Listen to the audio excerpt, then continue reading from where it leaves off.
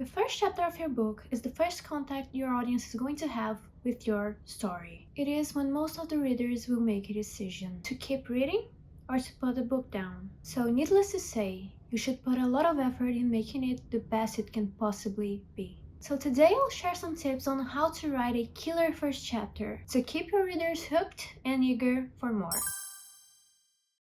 There are two important things your first chapter should accomplish. It should accurately portray what the rest of the story is going to be like, and it should convince your reader to continue reading. But how do you do these things? Here are some tips. 1.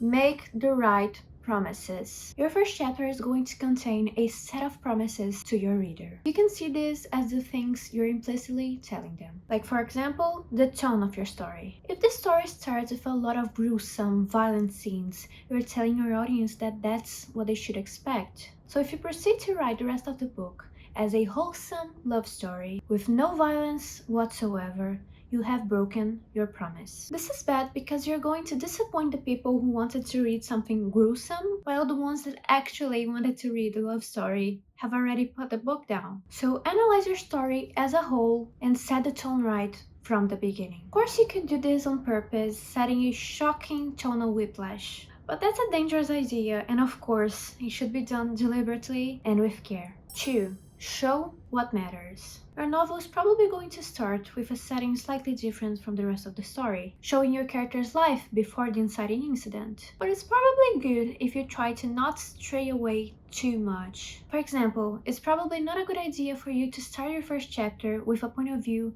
other than your protagonist. See, your goal here is to get your reader engaged in your main character and their problems. If you start from the point of view of another character, you lose your chance to make your audience care about your protagonist from the very beginning. And not only that, if they do get attached to this other character, they'll be disappointed to see that the story is not about them. It is a lose-lose situation. If you do need to start the story through another character, like the villain for example, consider writing a prologue, because then this kind of thing will be expected. 3. Give your character internal conflict. On the topic of character, one of the most important things for you to portray is your character's internal conflicts. When you think about plot, generally what comes to mind is external conflict, like being fired or a death of a loved one. Of course, these things would be terrible for anyone, but you should put an emphasis on why it especially sucks for your protagonist. And that's why you include internal conflict. So maybe your main character has been doing their best at their job, always arriving early, putting all their effort, and doing extra hours. All because their wife is pregnant and they really need a promotion to accommodate for the baby. So after putting all their effort into being the best employee, they're called into their boss's office, but instead of getting a promotion, they're fired. Now, the problem is personal to your character. That's what's going to get your reader engaged. They need to care about your protagonist and how the problems affect them. 4. Don't infodump. For those who don't know, infodumping is when the author gives a large amount of information in a single chunk. For example, having a full page explaining the terrain and the climate, or exposing backstory. But remember, you want to keep your audience interested, and a history lesson is probably not the best way of doing it. Modern audiences have a tiny attention span. They won't give your book a lot of time, so use it wisely. Focus on what matters. Show your reader why they should care. And the answer to that is probably not going to be explaining how the irrigation system works. Nobody cares. Yet. Explain the world as it becomes relevant to the story itself. The reader doesn't need to know everything right away. The easiest way to make someone care about your story is through the characters. So don't infodump about your world. Show how it affects your protagonist. This ties in to 5. Don't overestimate your audience's memory. If you go to a party full of people you don't know, and 20 people introduce themselves to you, by the end of the night, you're probably not going to remember all of their names. So when reading, if the author gives you a lot of names and terminologies you need to memorize from the beginning, you're probably going to feel very overwhelmed. Of course, the reader is going to have to know some things, but try to keep it limited to what's strictly necessary, like her main characters and their best friend's name, not the whole friend group. This doesn't only apply to the first chapter. Overall, be careful in giving too much information in too little time. It's easier to memorize things when there's events tied to them. So focusing on one character at a time, giving them their own special little moment to shine, will be the easiest way to make your reader remember all of their names. 6.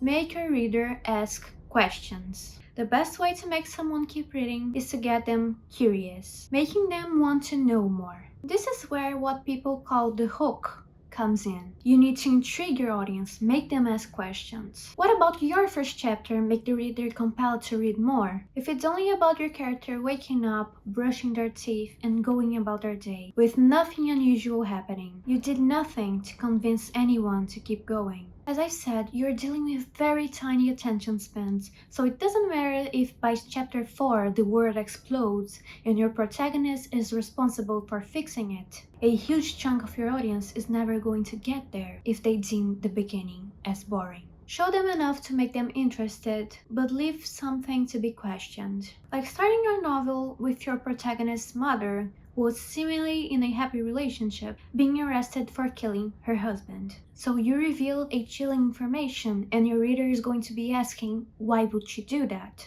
7. Foreshadow future events and themes. This is not really a requirement, but in my opinion it makes the story much better. Drop subtle hints about what your book is about throughout the first chapter. In the Save the Cat plot structure, the second beat is dedicated to this. Theme stated. It's basically when a character, other than the protagonist, talk about the theme of the story in normal conversation. For example, if the story is going to be about someone dealing with grief and not being able to move on. In the first chapter, one of their friends could be talking about a breakup, saying, I'm sad that it ended, but I'll carry the good memories with me. If the audience is not paying too much attention, this is just going to be an unrelated remark. But it's actually the message of the story, given in a different context. It's like planting a seed on your reader's head, getting them to unconsciously think about your theme. Doing this through dialogue is only one way of doing it. You could also use imagery, symbolisms, and a lot of other things. So, to summarize everything, make the right promises. Show your reader what to expect from the story and don't create false hopes on what's going to be about. Show what matters. Don't start with something that's going to be relevant to the rest of the story. Use this time to show the main conflicts and characters. Give your character internal conflict. Make the problems that arise personal to them. Don't infodump. Your audience's attention span is very short. Don't waste their time with exposition that doesn't matter yet. Don't overestimate your reader's memory. Don't flood them with names and terminologies that they'll soon forget. Just tell them what's necessary. Make your reader ask questions. Create mysteries and make them curious so that they'll keep reading. And foreshadow future events and themes. Drop subtle hints about what's to come. So these were the tips. I really hope I was able to help you. I have more videos about writing. In case you're interested, check the playlist. And also consider subscribing. I'm planning on making a lot more videos like this one. If you have any questions or suggestions for video topics, feel free to leave them in the comments below. And this is it. Thank you for watching.